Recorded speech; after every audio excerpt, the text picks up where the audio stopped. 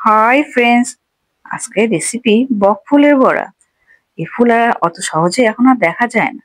প্রথমে একটা পাত্রের মধ্যে বেসন নিয়ে নেব, তার মধ্যে সামান্য লবণ আর একটু হলুদ, একটু কালো জিরেও নিয়ে নেব, তার সাথে সামান্য চিনি আর একটু নিয়ে নেবো লঙ্কার গুঁড়ো।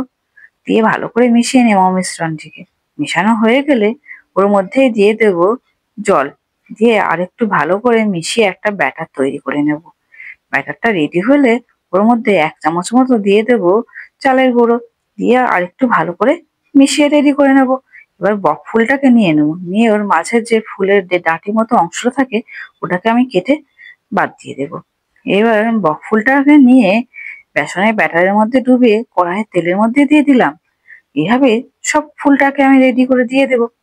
দেওয়া হয়ে গেলে এক পিঠ যখন ভাজা হয়ে যাবে তখন উল্টে দিয়ে আর একটা পিঠ আমি ভেজে নেব। ভেজে নিলেই রেডি হয়ে গেল বক ফুলের বড়া।